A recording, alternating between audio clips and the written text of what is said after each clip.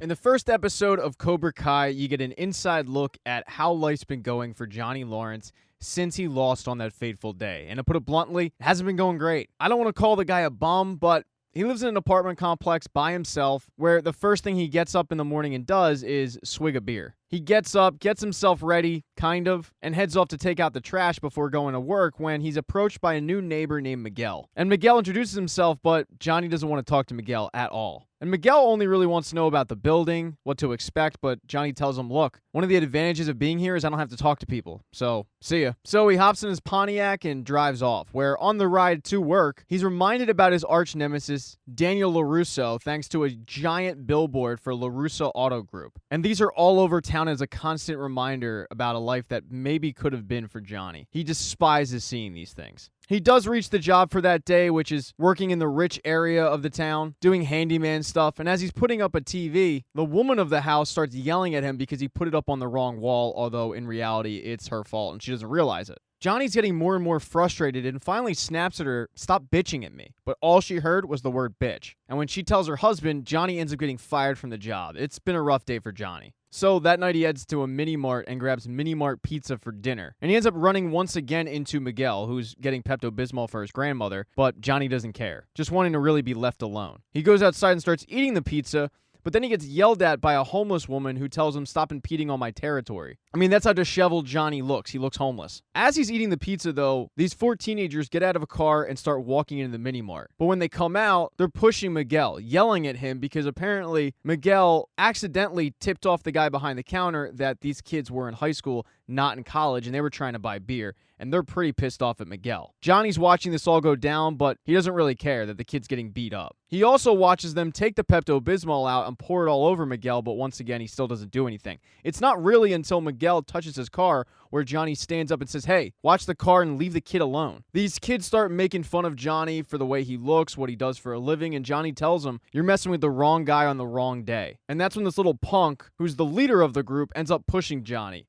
And that's the breaking point. Johnny ends up busting out his karate, kicking the crap out of these kids. But beating up on teenagers is kind of frowned upon, and when the cops do show up, they end up arresting Johnny. The next morning, he is bailed out and he heads home. When he gets home, he runs into Miguel, who thanks him for saving him, but asks, what kind of martial art was that? Was that BJJ? Was that Taekwondo? And Johnny says, no, it was old school karate. Miguel asks him if he can teach him because Miguel's worried that once school starts up, those bullies aren't going to forget this incident. They're just going to pick on him more. But Johnny says, no, I'm not really interested in that. In fact, I don't even know if I'm allowed near kids right now. I got to worry about getting a job. Miguel tells him, well, why don't you get a job being a karate teacher? Open your own dojo. But Johnny doesn't want to help Miguel out, saying, if you want my advice, be less annoying. Maybe you won't get your ass kicked doing that. Johnny walks into his house where he finds his stepfather, Sid, because Sid is the one who bailed Johnny out. Sid made a promise to Johnny's dead mom that he would always take care of him, even though this isn't the first run-in with the law and Johnny. Apparently there was an incident with an Applebee's before, and Sid thought that Johnny would learn his lesson, but apparently not. And Johnny and Sid do not have the best relationship, but that seems to be a theme with Johnny because he has his own kid,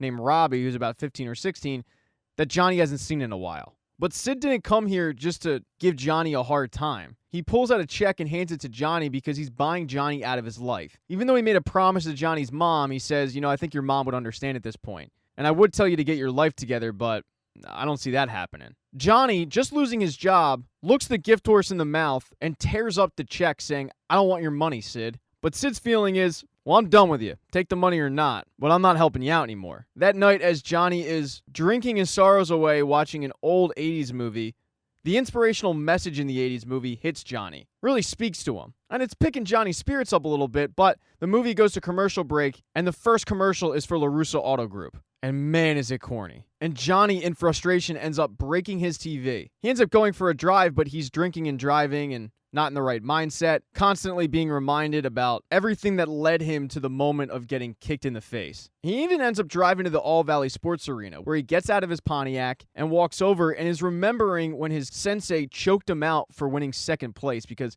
second place wasn't good enough. But as he's reminiscing over this, his car is suddenly hit by a group of teenage girls. The girls were texting and driving, and they're scared. They don't really know what to do because it's not their car, it's their parents, and they don't want to get in trouble. And as they're talking about what they should do, Johnny, who's drunk, mind you, freaks out and starts banging on the window for them to get out. And it's a kind of scary situation when a drunk guy starts banging on your window after you just got in an accident. They end up hitting and running. And Johnny's car is pretty messed up, so he has to get it towed. But when the tow driver gives him the location of where he's towing the car, to Johnny's dismay, it's LaRussa Auto Group. So the next day, Johnny heads to LaRussa Auto Group, but he walks in there looking like the Unabomber, not wanting to be seen by Daniel at all. He heads to the counter and tells the woman that he never wanted his car to go there, which the woman behind the counter can understand because apparently they have the best prices in the area. But he tells her, I just don't want to do my business there. He also encourages her to speed it up a little bit because he's, quote, in a hurry. But when he overhears one of the sales guys tell two people that just bought a car that Daniel would like to thank them personally, Johnny tries to get the hell out of there. But as he's leaving, Daniel ends up spotting him. Now, Daniel is thrilled to see Johnny, having not seen him in a long time, although Johnny is not really thrilled to see Daniel at all. Johnny tries to leave, but Daniel calls over two other sales guys to introduce Johnny to them, and he says how they went way back and how they used to kind of get into fights back in the day. And that's when one of the sales guys says, yeah, wait, isn't this the karate guy? The guy whose ass you kicked? And Daniel says, well, technically I kicked his face. And Johnny takes exception to that, saying it was an illegal kick, still harping on the past. But Daniel, trying to have cooler heads prevail, says, yeah, whatever, man, it's water under the bridge. And that's when the woman behind the counter comes back and lets Daniel know that Johnny wants to take his car elsewhere, which Johnny doesn't want to have him do because he's worried that Johnny's going to get screwed over at another auto body place. He tells Johnny that he'll get him a great deal, but then when he sees it's a Pontiac, he says, time for an upgrade, right? Let's walk the lot together, but Johnny doesn't want to walk the lot. Johnny doesn't even want his car there. So Daniel starts crunching the numbers and says, you know what? It's on the house. You're an old friend. The guys could use the work on this old car. But Johnny doesn't want any handouts and says, no, I'll take care of it myself. And Daniel lets him know to fix the car is going to cost more than the car's actually worth. And when he shows Johnny the price, Johnny reluctantly seems to take the offer to fix the car for free. Daniel tells him, hey, hold on a second, I got something for you, and runs back to his office. But when he does, Daniel runs into his daughter, and Johnny recognizes his daughter as one of the girls in the car that hit his car. So Johnny starts to walk out, but Daniel stops him and says, hold on, I got you something, and hands him over a bonsai tree, because he gives every customer a bonsai. He then tells him, hey, I don't blame you for anything that happened back in the day. That was all Cobra Kai, and in fact, we're better off that place closed anyway, am I right? Hey, I'll let you know when your car's in. And then sends Johnny on his way. But as Johnny's walking out, he chucks the bonsai on the ground, wanting no parts of it. Because Johnny has decided to heed Miguel's advice, grabbing Sid's check, cashing it, and renting out a spot in the same strip mall as the mini mart we got arrested at. And Cobra Kai is officially back.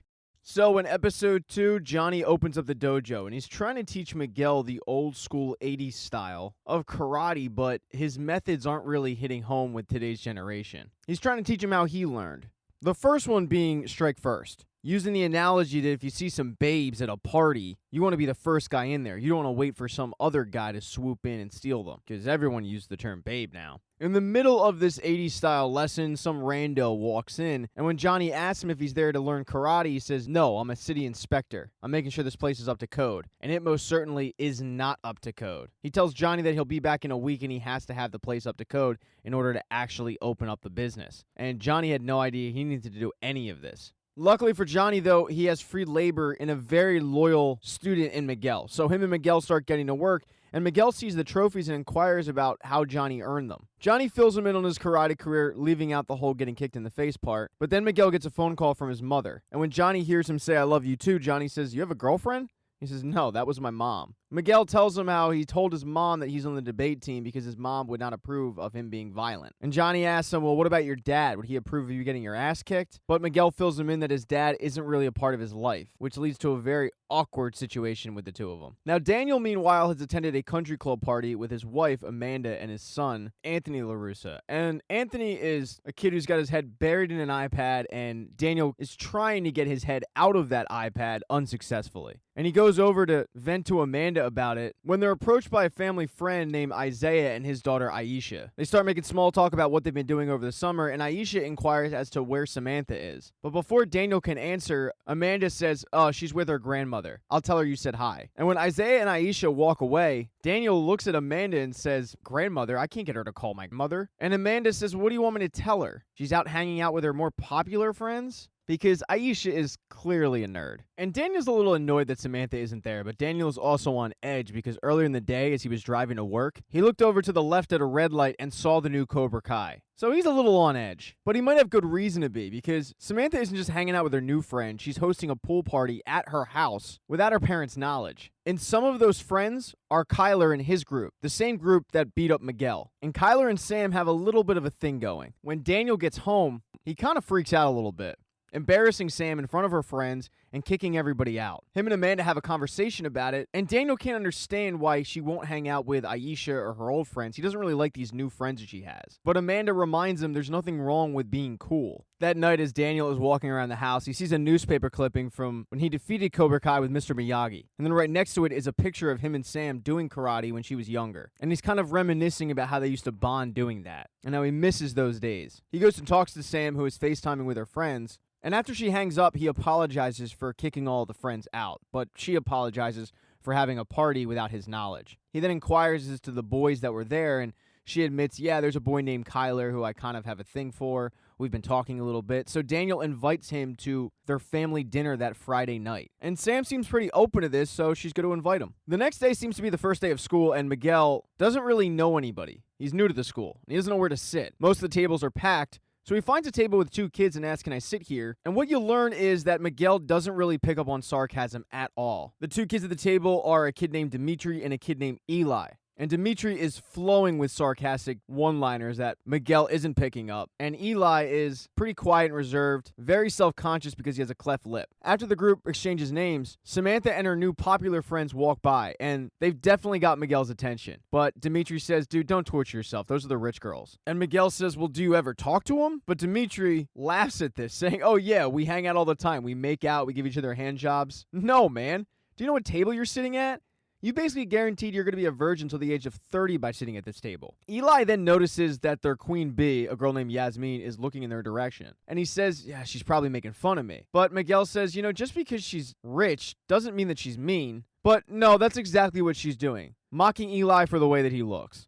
She then turns her attention to Aisha, who just sat down at a table near them, calling her Fuglisha. And this is really awkward for Samantha, who's been childhood friends with Aisha for years. But Samantha doesn't stick up for her, just looking in her direction and smiling. Back with Miguel's table, though, Miguel isn't blind. He knows that these girls are gorgeous, but he can't figure out why Dimitri, who is clearly in love with Yasmin, won't get up and talk to her. And it comes down to the fact that Dimitri doesn't want to get rejected. So Miguel, remembering what Johnny said about striking first, gets up and starts walking over to the table. But before he can get there, Kyler and his group of friends swoop in, and they kind of give Miguel a look like, yeah, what do you want? So Miguel just sheepishly walks back to the nerd table. After school that day, Miguel heads to the dojo to continue his lessons, and Johnny starts teaching him the Cobra Strike, which is really nothing more than a punch to the face. Johnny then gets a phone call, though, from his son Robbie's school. And Johnny isn't the emergency contact. It's actually Robbie's mom, but she's not picking up. So the principal went down the list and had to call Johnny. And the reason she's calling is because Robbie has gotten caught with Molly, the drug. So Johnny gets on the phone with Robbie and says, what are you doing with drugs? You want to throw your life away? But Robbie finds that comical coming from Johnny, just handing the phone over back to the assistant principal. And she tells Johnny, I guess I'll continue to try to get a hold of his mom. When Johnny looks back over at Miguel, who's trying to perfect the Cobra Strike, Miguel's really just playing pitter-patter with this dummy. So Johnny says, no, you're doing this all wrong. Envision your enemy. Punch through him. And Miguel envisions Kyler. And all of a sudden, those punches get real straight and real fast. Later that night, Miguel and Johnny continue to clean up the dojo, getting it up to code, with Miguel being tasked with going to clean the toilets. And that's when Daniel walks into the dojo, because Daniel had family dinner night where they invited Kyler. And Daniel noticed that Kyler had a black eye and his knuckles were all scraped up, and asked what happened when Kyler lied to him, saying that him and his friends had gone to the mini mart in the strip mall for some protein bars when they were attacked by this random guy outside who busted out some karate. And since Daniel had seen that Cobra Kai opened up in a strip mall with a mini mart, he's been able to put two and two together. So he's shown up at the dojo to confront Johnny, saying, really? You're now beating up kids? But Johnny says, no, I wasn't beating up kids. I was beating up a couple of assholes. Daniel didn't come here for confrontation, telling Johnny, just stay away from my daughter and her friends. But Johnny laughs at this, saying, well, your daughter's friends were wailing on a kid who is half their size, so maybe you don't think you know your daughter as well as you think you do. Why don't you get your house in order? That's when Miguel walks out from the bathroom, having no idea that Daniel was there or this confrontation was going down because he had headphones in. And he apologizes to Johnny for interrupting, saying, "Sorry, Sensei." And when Daniel hears this, he finds it comical that anyone is calling Johnny Lawrence Sensei, telling Miguel, "Look, kid, I don't know what this guy's telling you, but if you continue to listen to him, you're going to end up just like him." He then turns back to Johnny and says, "You and I, this? Yeah, we're not done," and starts to walk out. But Johnny yells at him, "Hey man, I'm right here." But Daniel just waves him off, basically indicating he's not worth it, walks out. In episode 3, the bold strategy of only having one student isn't really paying off for Johnny. He's quickly hemorrhaging cash, and he needs to find new students, and he's stressed out about it. Miguel says, "Well, have you thought about advertising?" And Johnny acts like he has, but he hasn't. But it's a great idea, so that day he hits the street, hiring the homeless woman from the shopping center to stand on the corner and twirl one of those big arrows to drum up some business, but also walking the streets handing out flyers. And this is yet another example that Johnny isn't really from 2020. When he goes up to a bunch of kids in the park and says to them, "Hey, if you want those babes over there, you'll learn some cool moves like karate," they don't really jump for joy at his offer, because some random guy coming up and offering them karate lessons in the park is kind of weird in this day and age. So Johnny's striking out, and it's not like Daniel's doing any better. Johnny's comments about not knowing his daughter have really stuck with Daniel, and he can't focus. Amanda tells him, "We met this kid, Skylar. He seems like a good kid. Give him a chance." But he's a dad, and Samantha's his only daughter. So that day when he goes to work, he tells a couple of the sales associates at work about it, and their big suggestion is to grab her cell phone, because the truth is in everybody's cell phone. Check her text messages and see what's really going on. And when Samantha's in the shower, he does that. Seeing a text message from Skylar that says that he can't wait to see her at the dance, he's got a big surprise for her, and he'll give it to her when they sneak off. And Samantha is completely unaware of this. The next day at school, all the kids get a talking to from one of the faculty members about cyberbullying. This faculty member seems completely oblivious to the fact that she's doing more harm than good, telling all the kids that she recently had a parent call up that her son was crying because kids were making fun of his facial deformity. And there aren't a lot of kids with facial deformities in that school, so it's pretty obvious that it's Eli. She then goes into the school dance in appropriate costumes, but the kids aren't really listening to her. And Aisha slides up to the popular kids table and starts talking to Samantha, telling her that she has the perfect costume to go as: sodium chloride, because they usually go as costume pairs. And when people ask what they are, they'll just throw salt. Yasmin, seeing that Sam is talking to Aisha, has to interject, saying, "What is that, some stupid inside joke between you two?" Not understanding that sodium chloride is table salt. I mean, the idiot. Yeah, I'll act like I knew that too. Samantha then tells Aisha that they've all decided to go as Laker girls, and maybe they can get an extra costume for Aisha, but Yasmin puts an end to that, saying even though they're one size fits all, she doesn't think that's going to work for Aisha, really hurting Aisha's feelings. That night at dinner, Sam is telling her parents that she feels bad about it, but she doesn't want to go to a Halloween dance dressed as a molecular compound. And her mom is taking her side, saying, "Well, you don't have to, but it doesn't mean you don't have to hang out with Aisha as well. You can see her at the dance." And Sam thinks that's a pretty good point. But then Daniel mentions how he'll be chaperoning the dance, and Samantha is pissed. She feels like it's completely embarrassing that her dad is going to be a chaperone there, even though Daniel says, "Don't worry about me, I'll be a ghost," when in reality his intentions are to keep an eye on his daughter. Now, back with Johnny, he might have actually had his ass saved by Miguel, because Miguel shows up for training that day and Johnny tries to cancel it. But Miguel's been hard at work, creating a website for Cobra Kai and mentioning how they can do a whole social media advertising campaign, something that Johnny was completely unaware even existed. So this really brightens up Johnny's mood, and he decides to help Miguel, because Miguel has been wanting to learn how to kick and break boards. So Johnny tells him, "Meet me at the school tonight at midnight."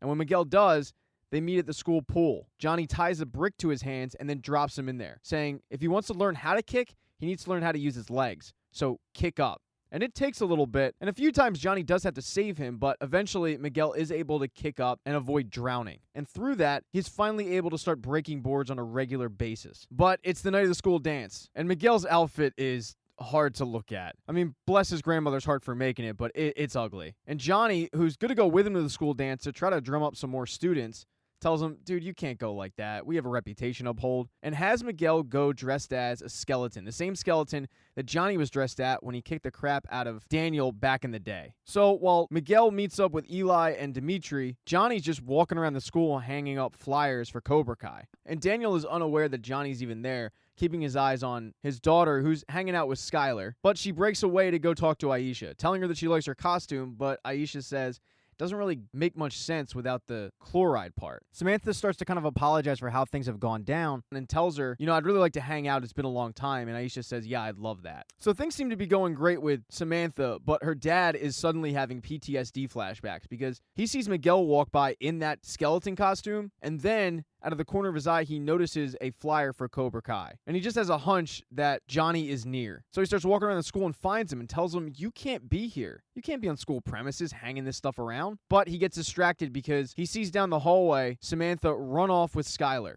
And this is going to be where he gives her the big surprise. They sneak off into a room and Skylar tells her, it's in my pocket, but I need help getting my belt off. And Daniel walks in and finds his daughter in a pretty compromising position. I mean, it looks bad. It wasn't really bad. And he breaks it up saying, all right, that's enough. I knew I had a bad feeling about you. But Skylar tells him, I was just trying to give her a necklace that was my grandmother's. It really embarrasses Samantha and she runs off, chastising her dad, meeting up with her friends and saying, hey, can we go? But Yasmin, who's holding her phone, says, yeah, in a second. And then all of a sudden, Samantha gets a text message, and everybody at the dance gets a text message. And the text message is of Aisha at the food table eating, and the video says, the buffet is under attack. And Aisha gets this, and everyone's laughing at her, and it just makes her feel really bad to the point where she leaves, because these girls are straight up cruel. Now, a couple of guys that might not have gotten the Aisha text message because they're just not cool enough are Miguel, Dimitri, and Eli. And they're in the bathroom cursing themselves out because they didn't have the guts to go up and ask any girl to dance. But then they start hearing Skylar and his group talk about what went down with Skylar and Samantha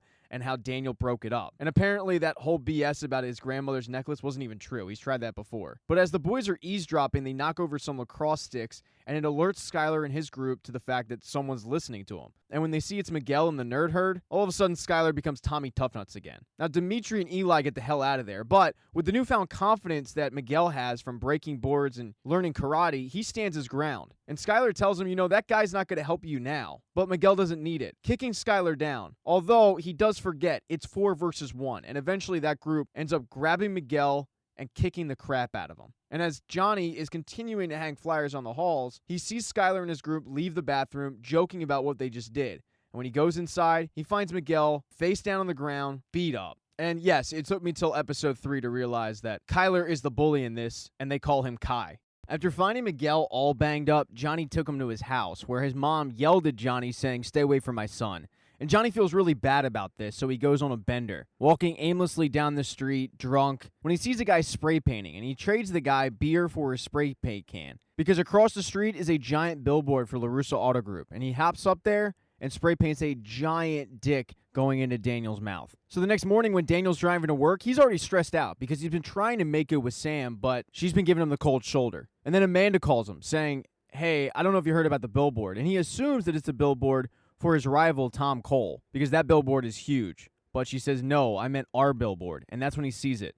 The giant dick. I mean, the thing's huge. So he calls the police and he wants somebody arrested. He's infuriated about this. But Amanda reminds him, if they arrest everybody who's walking around spray painting dicks, there'd be no room in the jails for actual murderers. She implores Daniel to not let it bother him. They'll just paint over it. And Daniel sends his 2 sales associates up on the billboard to do just that. Now, that same morning, Miguel wakes up, and his mother is very concerned. She offers to call the school and tell the school about the bullying situation, but he says, no, you're only going to make it worse. He wants to continue training with karate, but his mom thinks that Johnny's a bad influence. And Miguel's grandmother is actually on Miguel's side, saying, hey, he just found something that he really likes doing. And clearly, he needs it, so let him do it. But his mom is very anti-Johnny and anti-karate. And Miguel is telling his mom he's a great guy, really defending him, having no idea that a few doors down, Johnny is passed out in a drunken stupor. And that's when Johnny is awoken by a phone call from Robbie's school once again. But this time, it's not like Robbie had drugs on him. No, he's just skipping school, telling the school that him and his dad were going on a kayaking trip. But it was only supposed to be for 2 weeks, and that was a month ago. So Robbie hasn't been in school for a month, and the school tells Johnny that they're going to need him back in or he's expelled. So Johnny heads out trying to find Robbie when he runs into Miguel, and Miguel tells him, my mom's not really into this karate thing, but I think we can train. And Johnny just cuts him off, telling him it's not going to work. He's going to shut down the dojo. So Johnny heads to Robbie's house, and Miguel heads off to school. And Johnny finds Robbie at his house with a couple of miscreants, and Robbie's been spending his days stealing computers, selling them on Craigslist, just getting into a bunch of trouble. And Johnny starts taking some pot shots at Robbie's mom, which Robbie takes real offense to. Johnny gets back on track, though, saying, I get it, school sucks, but you have your whole future to look forward to.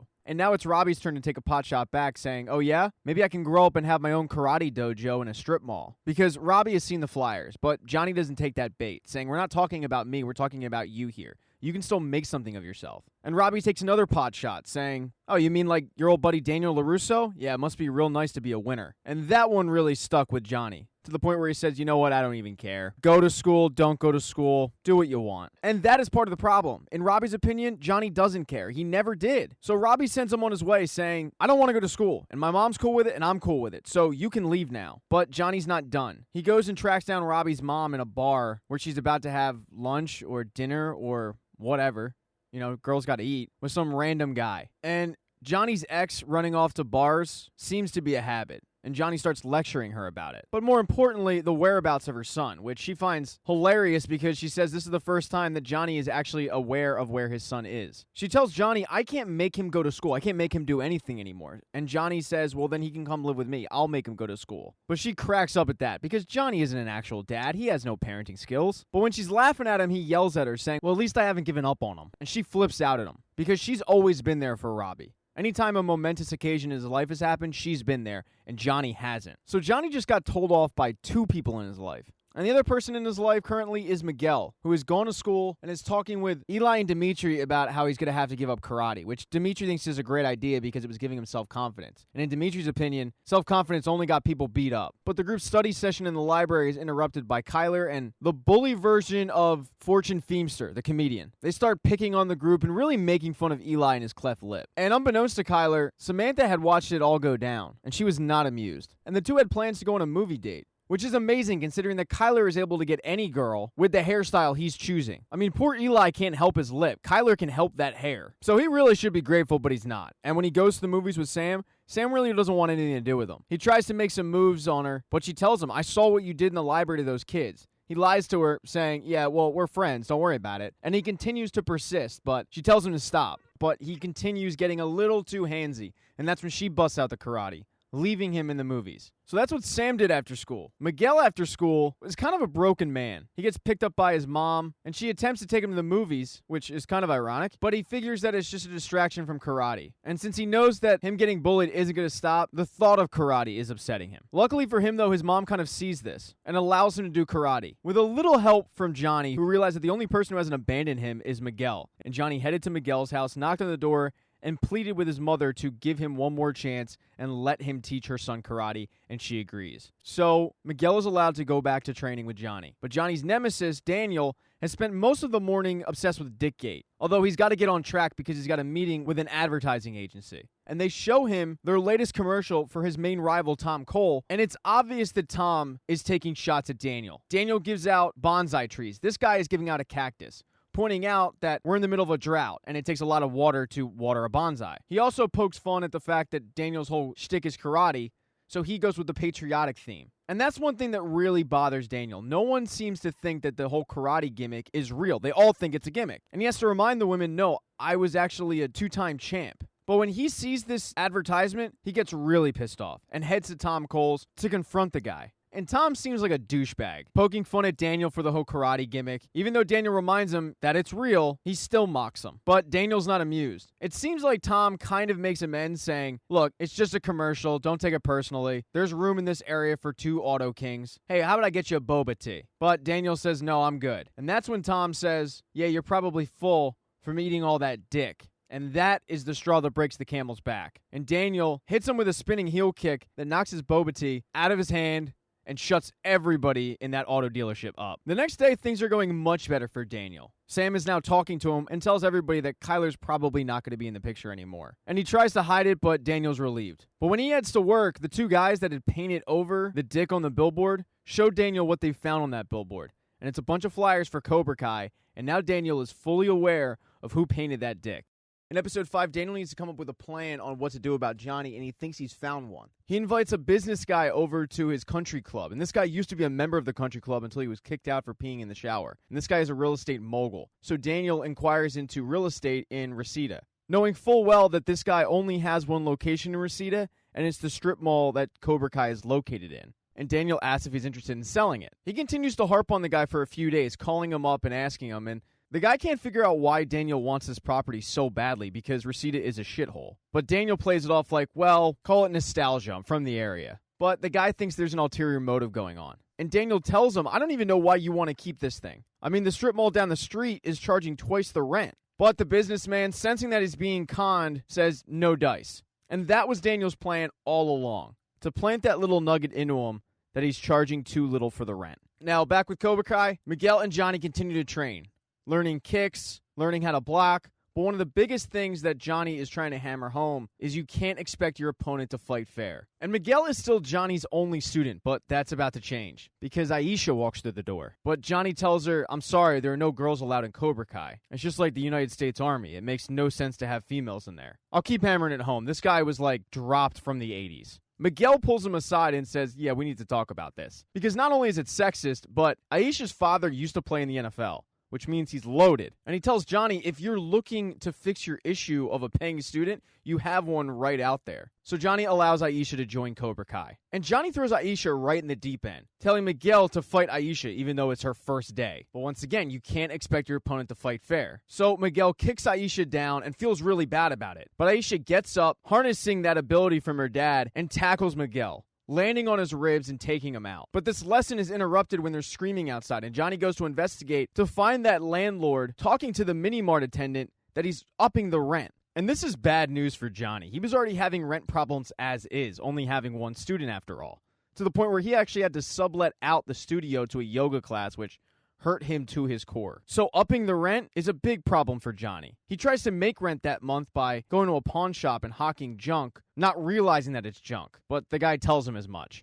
He's depressed and he heads to that mini-mart to grab some beer because he's all out when he hears from behind him a guy ask for spray paint. And he recognizes that voice. It's Daniel LaRussa. He awkwardly asks him how he's doing, and Daniel mentions how he overheard the rent was being jacked up, and he can't understand how Johnny can afford it being a small business owner and all, but hey, good for him. He then tells the attendant to put his beer on Daniel's tab, and he walks out thinking he got one over on Johnny. He then heads home to celebrate, thinking that he won this battle, and he starts telling his wife how he had planted the notion to jack up the rent in that mini-mart to get rid of Cobra Kai. But his wife isn't in the mood to celebrate because she's actually disgusted. She says, did you ever even think about the other owners in that mini-mart and how it would affect them? And this is all over your old high school rival? I don't know where the Daniel LaRussa that I married went, but I want him back. And it's a lot of food for thought for Daniel. The next day, Daniel heads to Mr. Miyagi's plot and is telling him, I wish you were here right now, give me advice. And when he gets home that day, he decides to clean out his old dojo. He had been using it as really a storage facility, but he cleans it out and he starts training again. But Samantha has been going through a really rough time. Her friends are blowing her off and she can't figure out why. And she finds them smoking weed in a car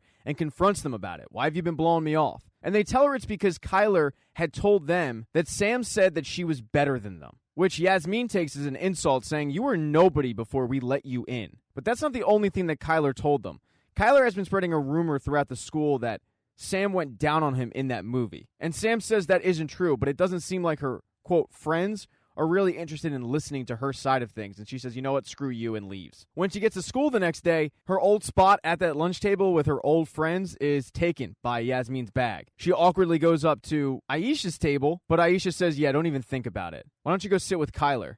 I heard he doesn't mind that you suck. And that's when she's had enough, going up to confront Kyler, asking him, why are you spreading rumors about me? And he says, look, I don't know what you're talking about. All we did was see a movie, even though I think I saw more of it than you did. And that little truffle shuffle friend that he has chimes in, yeah, I heard you really got choked up. And that triggers Sam to the point where she throws Kyler's food on the ground. He then loudly proclaims to the entire cafeteria, everybody see that dick drawn on the billboard? Yeah, that was Sam's dad. I guess it runs in the family. And Sam is about to use her karate on him. But Miguel has seen enough, stepping in and saying, why do you always got to be a dick? And since they kicked the crap out of him a couple of weeks ago, they think they can do it again. But Miguel's continued to train, and Miguel destroys all of them. I mean, they keep coming at waves, but he keeps knocking them down one by one, using all the training that Johnny had shown him, ending with smashing Kyler in the face with a lunch tray. And when the dust clears, all of the kids in the cafeteria have their camera phones out filming it, clapping, and also in shock that Miguel just did that to these guys. So right after school, he heads to Johnny's to tell him what happened, how he beat up all 4 of those guys, using all the training that Johnny showed him. Johnny's big concern, however, is, great, now your mom's not going to let me train with you. But he says, don't worry about it. The school called and my grandmother answered, and I don't think she's ever been more proud of me. So Johnny tells him, all right, I have something for you, and takes him out to his car and gives him his gi. the gi that he had trained with back in the 80s. Because Miguel had inquired, when do I get one of those? And Johnny had told him you have to earn it. And by beating up all 4 of those bullies, Johnny feels like he has earned it. The next day, when Johnny pulls up at the dojo, worried about the rent issue, well, that's been solved because that viral video of Miguel kicking the crap out of the bullies has gotten around school for the people that weren't in attendance, and it's got a lot of bullied kids ready to learn karate. That Miguel video was the best publicity for Cobra Kai. But one of those kids is not Robbie, his own son. You get a look into Robbie's personal life at home with his mom, and it seems like all she's concerned with is going out and finding a husband, leaving Robbie alone most of the time, even though he does want to spend quality time with his mom. She does mention how Johnny had showed up and even talked about Robbie moving in with him. And Robbie had actually gone over to Cobra Kai to see his dad, but he saw his dad hugging Miguel, and that hurt. So in order to get back at his dad, he applies for a job at LaRusso Auto Group as a janitor with a doctored resume, and Amanda hires him on the spot. In episode 6, Johnny is dealing with the fact that he has a packed dojo, but it's a dojo full of nerds and outcasts, which isn't exactly Cobra Kai material. He starts going through the line, insulting all of these kids, but Johnny's insults are the whole reason why they're there. They hear all this stuff in school. So Johnny throwing it out there after school isn't really helping these kids. 2 of the guys that are there are Eli and Dimitri. And when Johnny starts picking on Eli, calling him lip because of his cleft lip, Dimitri stands up for him, saying how that's not helping. A few of the kids, including Miguel, tell Dimitri to stop talking back, but Dimitri says no. He's not a teacher. He can't fail us. We're paying him. And besides, it's not like he's going to hurt us. And that's when Johnny makes a little space and tells Dimitri, punch me in the face. And when Dimitri tries, Johnny turns him into a pretzel, telling all the kids, let that be a lesson to you. The next day at school, Miguel tries to convince Dimitri to come back, but Dimitri wasn't into it in the first place. He kind of just got dragged there by Eli, and he's definitely not into getting insulted and embarrassed and yelled at by some guy who he's paying. Miguel tries to convince him, look, you don't know him like I do. He's actually a really good guy. Just come back, but Dimitri's mind seems to be made up. The 2 are heading to biology class, and another person in that biology class is Sam. And Sam is still getting razzed about this rumor that Kyler spread around about how she went down on him in the movies. The kids are really creative, leaving blow pops at her desk, sneaking bananas into her bag. But when the biology class starts, they're going to be dissecting pigs that day, and Sam's partner is absent, so the teacher says, who wants to take her in? And nobody really wants to take Sam in. And that's when Miguel steps up saying, we'll take her, volunteering him and Dimitri to bring Sam into the group. And during the dissection, Sam thanks him for sticking up for her. He says, don't worry about it. Somebody had to stand up to those guys, but she says, yeah, but nobody did except you. But then she starts breaking down the fight like an analyst, telling him how he telegraphed everything. And he's really impressed because she clearly knows what she's talking about. After school, Miguel heads to Cobra Kai to go through training, but a lot of the kids have bailed. And Johnny is kind of surprised about this. But he tries to spin the narrative saying, you know what, me treating those kids hard, that was a test. And you guys all passed. And then he sees Eli there and says, look, even Lip passed. He wasn't going to take that stuff, but he keeps harping on Eli's cleft lip. Even after Eli asks him to stop, he keeps harping on it, saying, no, you got to change the narrative. You think bullies are going to stop just because you ask them to? But he doesn't let go. And Eli ends up leaving. So after the class, Miguel has a talk with Johnny saying, you can't be this hard on these kids. You wanted a full dojo, you've got it now. But the issue is Johnny just didn't want a full dojo of nerds. Miguel shakes his head saying, you know what, man, you just don't get it. You don't know how it is to be us. I'll see you tomorrow. And he walks out. But that's not entirely true. When Johnny gets home, he sees the box full of crap that he tried to pawn, and one of the items in there is his Walkman. And it reminds him of the time where he came home excited because he had just discovered the Cobra Kai dojo. And he asked his mom, along with Sid, if he could do karate, but Sid thought it was a waste of money, saying he would quit. And Sid was bringing up the fact that Johnny had no friends and he was a loser. And you learn that it really wasn't until Johnny joined Cobra Kai that he came out of that, from being a nerd. The confidence of joining Cobra Kai led him to being who he is today. A real rad guy who gets babes. So the next day, he heads to training where even more kids have dropped out, and he tells them, I've been hard on you guys, and I'm not going to apologize for it because I know what it's like to be you.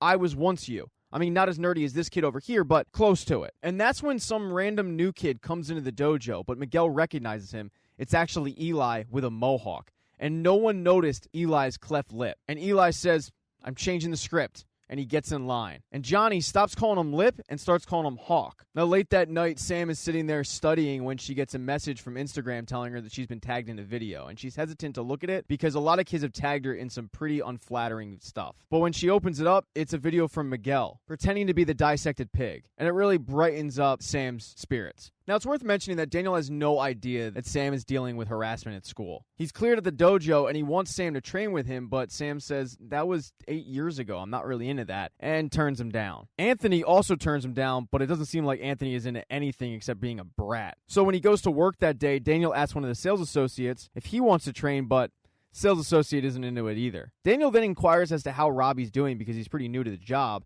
And Anish, the sales associate, tells him, oh, he's doing great. He's picking up everything. He's helping out a lot. So Daniel tells him to go over and tell him to keep up the good job. But Anish doesn't. Instead, heading over there with Louie, the other sales associate, who is Daniel's cousin, and busting Robbie's balls. Robbie starts to walk away, but Louie says, hold on. If you really want to impress my cousin, we have to change these cars around the showroom. So take that Porsche and put it closer to the window. But when Robbie gets in the car and starts it up, Daniel loses it on him because he started it up in a crowded showroom, scaring the hell out of a lot of customers. And Robbie, seeing that he was the butt of a joke, says, you know what, screw this, I'm out, and starts walking out of the place. But Daniel goes after him, and when he finally catches up to Robbie, Robbie turns around like he's going to clock him in the face. Daniel, though, tells him, if you punch me like that, you're going to break your thumb, and shows him how to properly make a fist. He then apologizes, saying, I should have seen your side of the story. Come back to work. And when they find out that it was Louie who talked him into doing that, they make Louie do Robbie's work for the day. Robbie offers to help him out, but Louie says, no, you do the crime, you do the time. But if you're still looking to get in the good graces of my cousin, he needs these reports taken to his house every night, and it's just out of the way for me. So Robbie says, okay, I'll do it. Even though he is a little suspicious it might be another prank. Robbie gets to Daniel's house that night, and he finds Daniel training in his dojo. And when he gives him the report, Daniel shows him what the, quote, report was. It was a magazine. And Daniel tells Robbie, you gotta start getting smarter with this, man. And Robbie feels like a fool. But then he starts inquiring as to what kind of karate Daniel's doing. And Daniel offers to show him some moves if he wants. And Robbie says, okay. Now Daniel has a kid he can mentor, and he starts teaching Robbie all the things that Mr. Miyagi taught him. Wax on, wax off, and turning everyday chores into karate lessons. But just like Daniel back in the day, Robbie doesn't see it like that. He just sees Daniel being lazy. But when Daniel gets in the dojo, he tells him, wipe the window, wax on, wax off. And that is an epiphany for Robbie. He finally sees, just like Daniel back in the day, that all of those things were actually karate lessons. And he buys in. The next day, Robbie's on his lunch break when his two buddies show up. And they had been razzing him about getting a job at LaRusso Auto Group, but Robbie played it off like he was doing it only to piss off his dad. But they have a new scheme, and that scheme is to get into LaRusso Auto Group. They don't want to steal cars, they just want to steal everything in a car. And they want Robbie to help them do that, giving them the key code. But Robbie doesn't have the key code. He also seems really hesitant to want to screw over Daniel. And they tell him, well, you can get it, right? Or maybe you just don't want to. Do you remember the last time somebody didn't want to help us out? Yeah, that guy got pretty messed up. So they threaten Robbie into getting the key code, and he's able to do it by filming Amanda going in. But his relationship with Daniel is continuing to grow, just like a bonsai, to the point where Daniel actually lets him trim the bonsais that they give out, which is a pretty big deal. And this is all because Daniel realizes that Robbie's a pretty good kid, he just had a rough go of it. He needs a positive male role model in his life. And Daniel goes and checks up on Robbie with the bonsais, but Robbie's having a tough go of it. And Daniel tells him, you just have to envision what you want the bonsai to look like and make it happen. And Robbie realizes that this is probably a metaphor, and Daniel says, yes, it is. You're the bonsai. Envision what you want your life to be and make it happen. But as soon as Daniel leaves, he gets a text from his boys saying, I'll see you tonight. Because that night is the night where they're going to break into LaRusso Auto Group.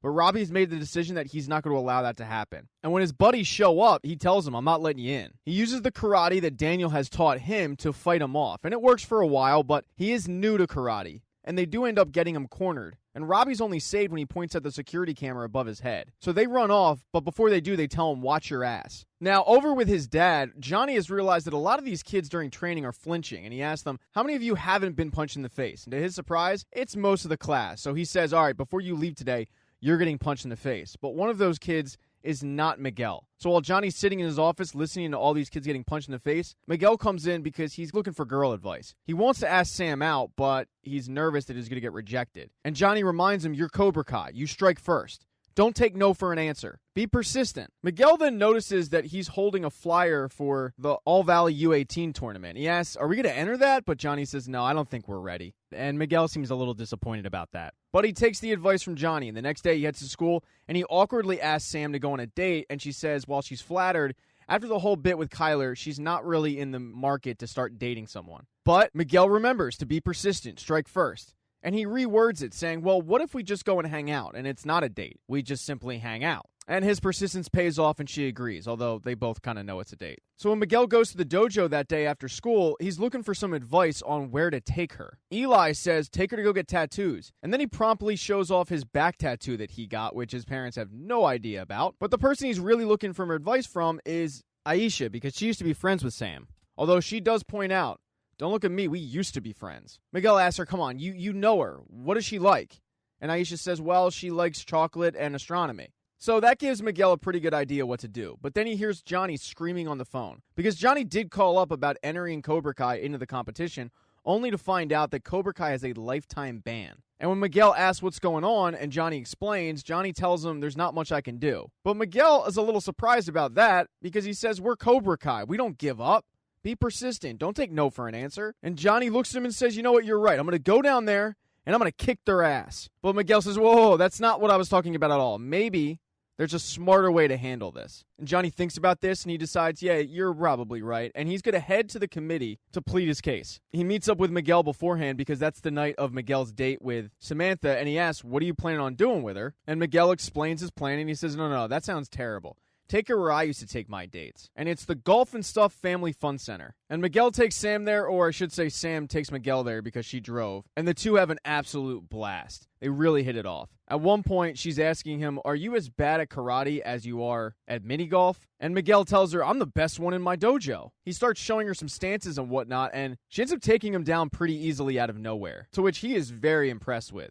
She then gets on top of him and tells him this is the best date I've ever been on and kisses him. And you get the feeling this is probably Miguel's first kiss. Now over with Johnny, he shows up at the committee meeting and tells them, I don't understand why my dojo has been banned for life. And all the members of the committee are shocked about this. They didn't even know they could ban dojos for life. But that's when Daniel LaRussa shows up, because Daniel is a part of the committee. And he starts showing them why Cobra Kai is banned for life. But instead of getting mad, Johnny pleads his case, saying how his old sensei is dead, and the other guy that they mentioned, he's never even heard of. And to the dismay of Daniel, they put it up for a vote, and it passes. Cobra Kai is back in the tournament. And after both of their successful nights, Johnny and Miguel meet up, have a victory toast because Cobra Kai is back in the All Valley Karate Championships. In episode 8, Daniel's mother has come over to help out, and the LaRussas are all eating lunch when Daniel's really excited to tell her all about Robbie, his new protege. And through Robbie, he's realized how much he truly missed karate. But Amanda comes outside and says, I just got a call from the dealership that a bunch of sketchy guys on motorcycles were looking for Louie. And Louie, who's there, says, oh yeah, I forgot to tell you. I met these bikers at an auto convention and we really hit it off. And when they found out who I was, we came up with this really great idea. LaRusso Luxury Motorcycles. But Daniel is not into that at all and yells at him saying, you can't use my name for business. Louie starts to apologize saying, I'm sorry, I'll make it up to you guys. And Amanda says, yeah, we've heard that before. But Daniel's mom sticks up for Louie, saying he made a mistake, let it go. But this infuriates Amanda. She screams at Daniel's mother, a mistake is when you leave the shop unlocked, which she's done plenty of times. But this is affecting our business, so why don't you keep out of it? Now, Daniel tries to make peacemaker because his mom's insulted at this point, saying she didn't mean what she said, but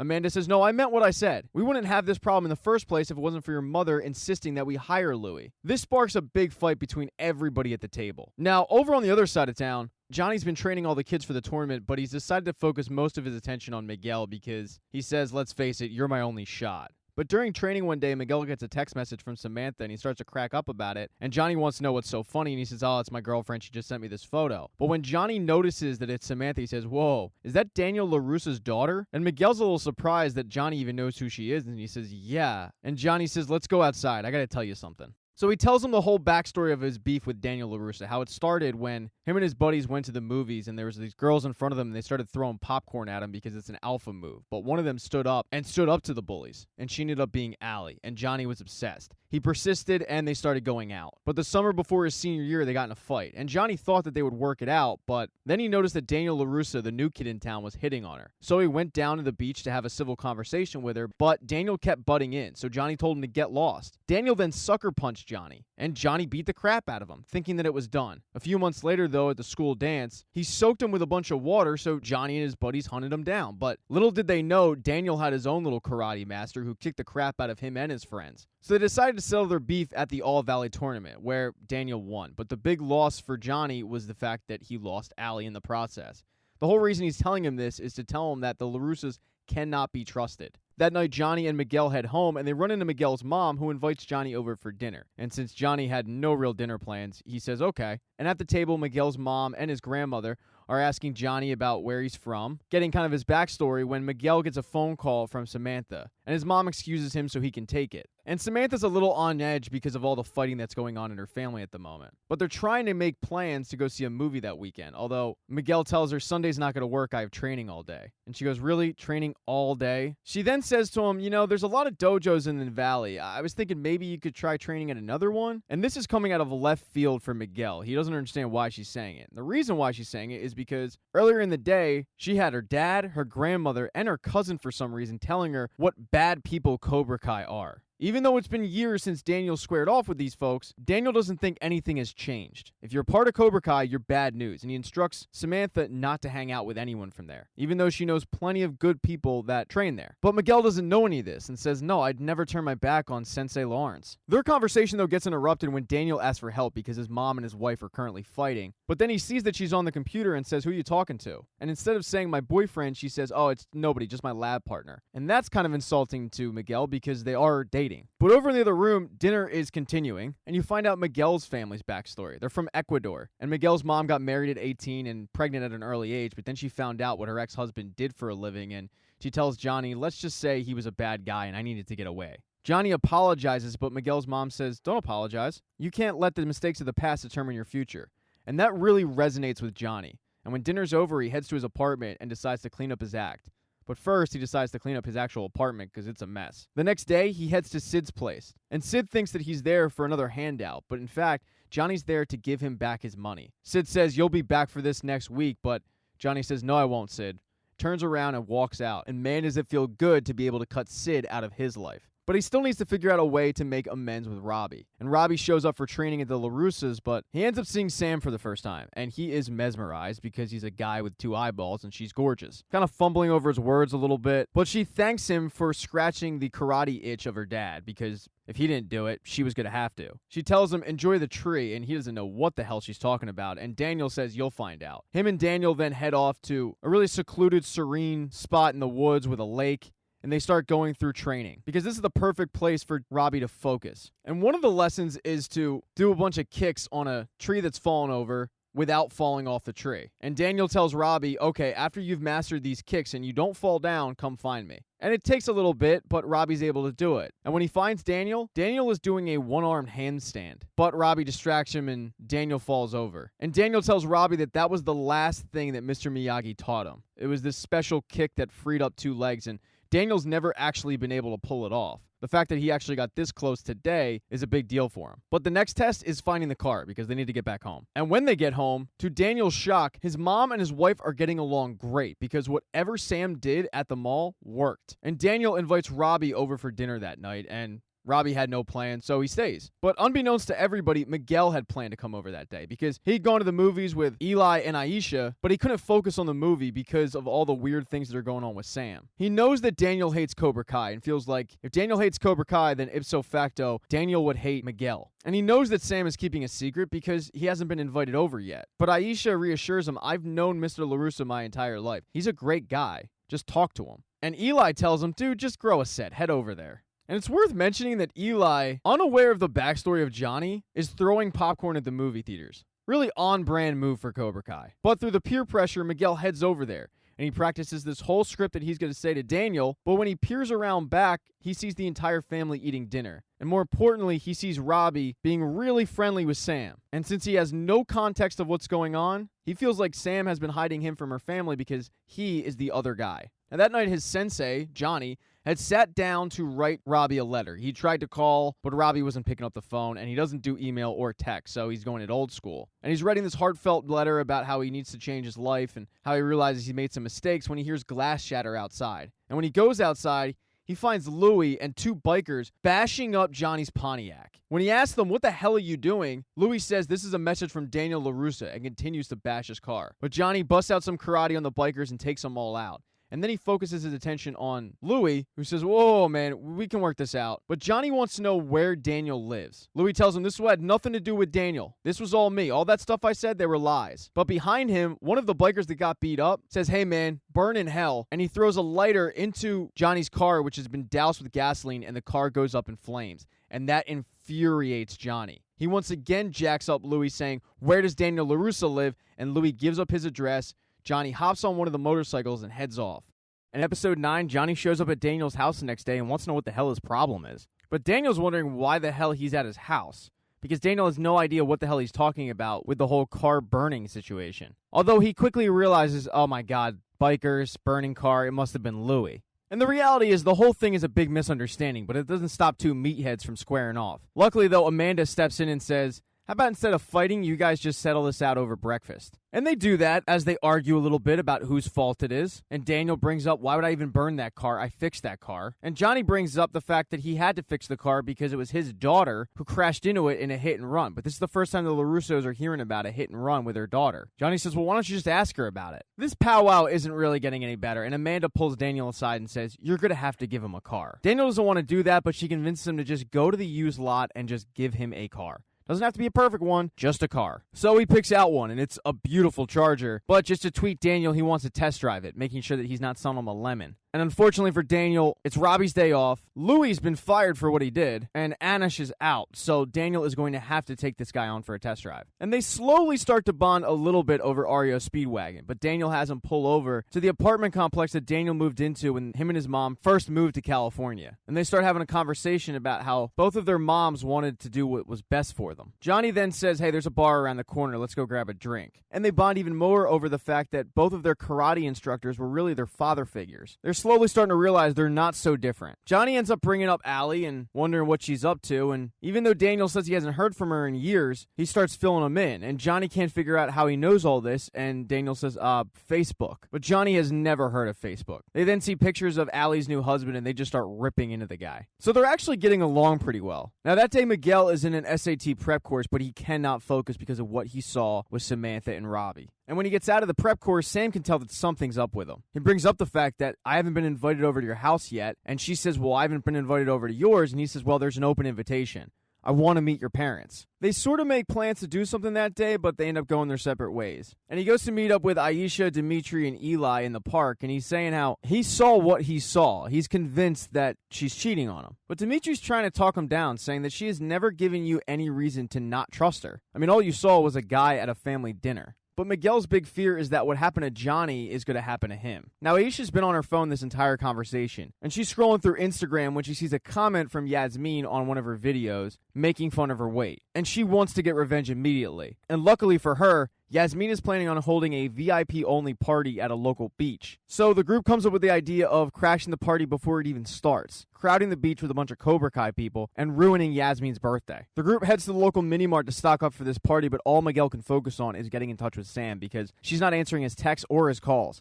And that's because when she got home that day, her mom confronted her about the hit and run and found out that what Johnny said was true, so she grounded her, taking away her cell phone, her computer, her smartwatch, anything that she could get in contact with the outside world, it's gone. But Miguel doesn't know any of this, and he's upset. The group, though, then heads to the beach, and when Kyler, Yasmin, and Moon show up, they can't believe what they're seeing. And Yasmin tells Kyler, go get these nerds off the beach, but when Kyler sees that it's Miguel and his group, he says, let's go find another spot. Moon, however, has noticed Eli and his mohawk, and she is digging it. So she tells Yasmin, I'm staying. I mean, they have free beer. And throughout the night, Eli and Moon end up hooking up, and Dimitri can't believe that this is actually working. So he tries to shoot his shot with Yasmin, but fails miserably. Now, over with Robbie, he headed to the LaRussos that day for training, but he gets told that Daniel is out because he's driving around Johnny. But when he finds out what's going on with Sam and how she's kind of under house arrest, he devises a plan to break her out, faking an ankle injury so that she would have to drive him home. And she's really grateful, and he says, all right, where are we going? And she says, a party.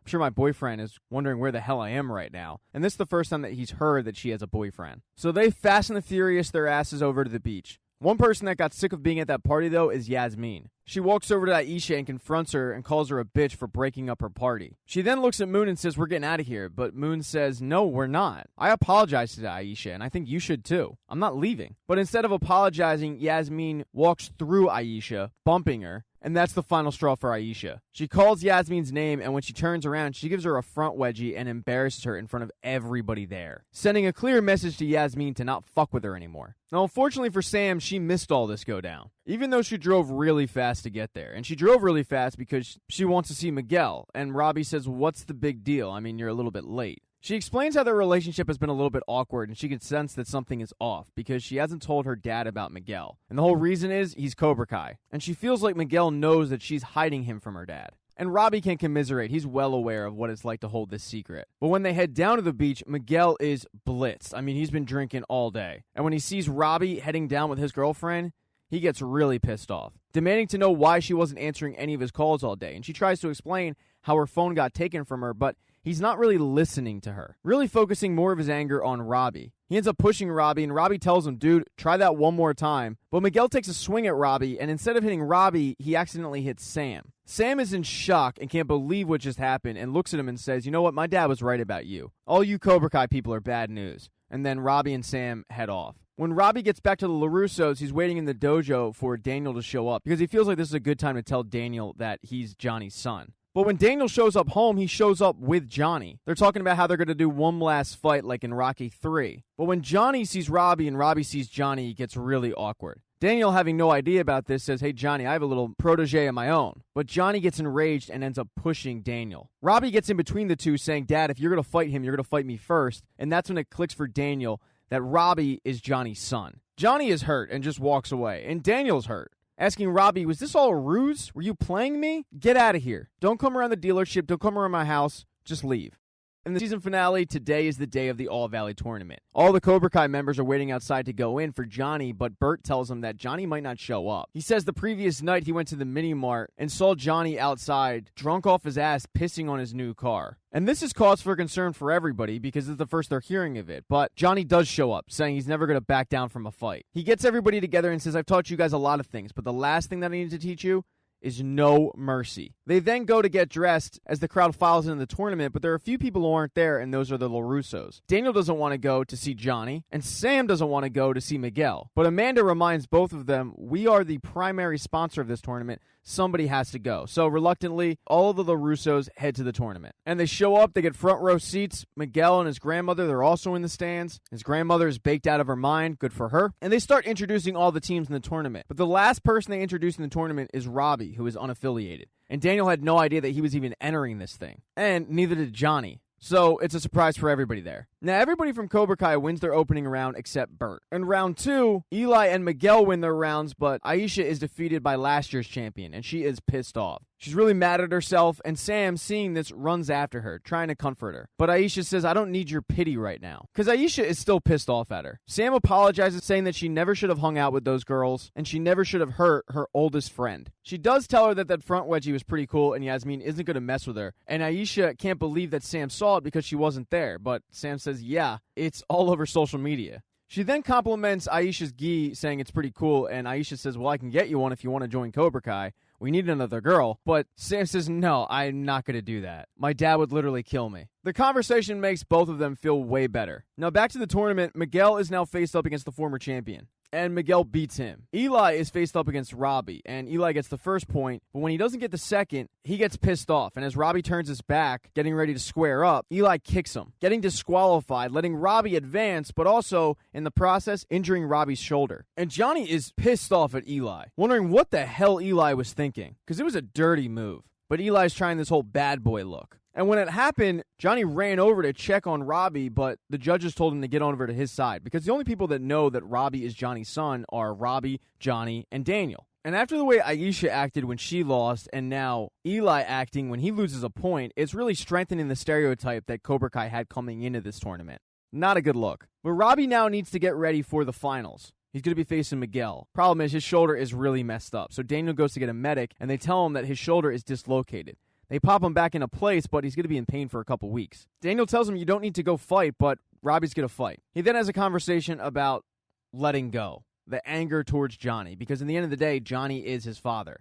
And if he lets that anger go, he's going to feel way better about himself. He tries to tell Robbie that Johnny learned from the worst sensei ever, a guy that taught them the wrong way to do things, really trying to humanize Johnny to his son. Now, outside of the locker room, Miguel sees Sam walking back from talking to Aisha and tries to apologize to her the previous night, but he doesn't really apologize. Trying to really plead his case, like, what did you want me to do when I saw you with another guy? But she tells him, I expect you not to fight the guy. I mean, I don't even know who you are anymore. And that really enrages Miguel, who tells her, you just wait to see what I do to Robbie. But she's not going to wait, asking her mom if she can leave, and the LaRussos pack up. But one LaRusso that doesn't leave is Daniel, because he's decided to coach Robbie. So Robbie is no longer unaffiliated, now fighting under Miyagi-Do Karate's banner. It's tied at 1 when Miguel notices that Robbie is favoring his shoulder. Even with the injury, Robbie gets the second point, pulling off that one-arm handstand that Daniel had talked about. But when Robbie goes over to help Miguel up, Miguel yanks on his shoulder, injuring it worse. Johnny pulls him aside and says, we don't have to win dirty, but Miguel tells him if it's winning, it's not dirty. I mean, you taught me that. And at that moment, he's realizing that he really did teach these kids the wrong message. The whole winning at all costs and no mercy has created a bad, toxic culture. Miguel ends up winning the tournament, but as Miguel and the rest of Cobra Kai are celebrating, Johnny feels kind of dirty and feels like he should go apologize to Robbie, so he chases after him.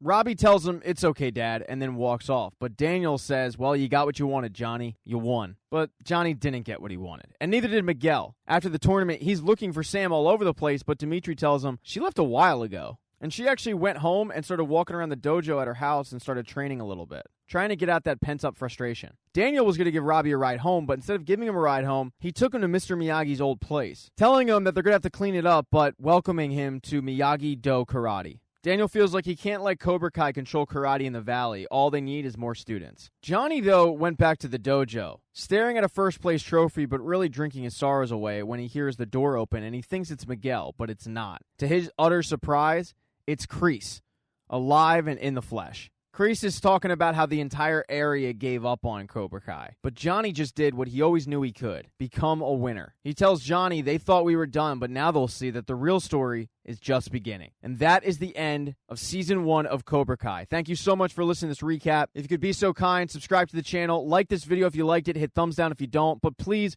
be nice in the comment section. I'm not good at karate, so I'm not going to hunt you down and kick your ass, but mean comments make me feel bad. And check out my podcast, Scene Invaders, if you want my actual thoughts on things.